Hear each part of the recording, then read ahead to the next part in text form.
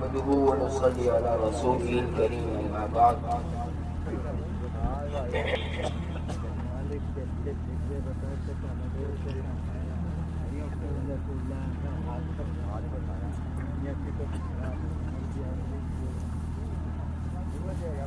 اس programme کی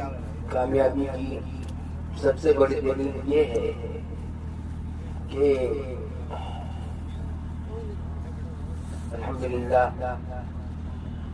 ہمارے اکابرین، ہمارے علماء اور ہماری سماجی اور سیاسی شخصیات کو اس پروگرام کی سرپرستی حاصل ہے، اور انشاءاللہ العزیز یہ ادارہ دھیرے دھیرے اپنے وقت پر بام عروج کو پہنچے گا، اور جس طریقے سے ہمارے دو بڑے ادارے ہیں، عصری ادارے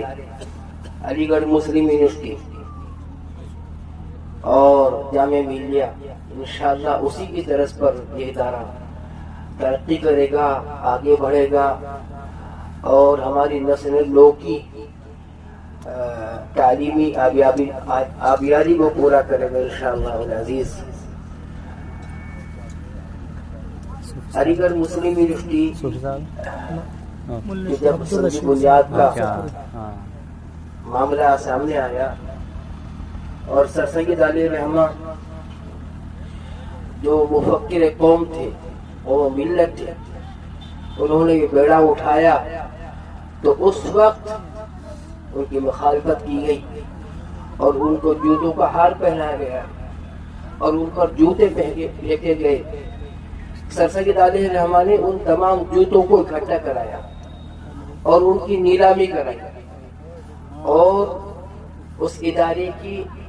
تعمیر و ترقی میں ان جوتوں کو نیلامی کرا کر اور اس میں لگایا۔ بڑی صبر آزما حالت میں سر سید علیہ رحمہ نے اس ادارے کو بام عروج تک پہنچایا، اور بڑی مخالفتیں ہوئی، مگر سر سید علیہ رحمہ نے ہار نہیں مانی۔ اور آپ سب جانتے ہیں کہ علی گڑھ مسلم یونیورسٹی الحمدللہ اس کے پڑھے ہوئے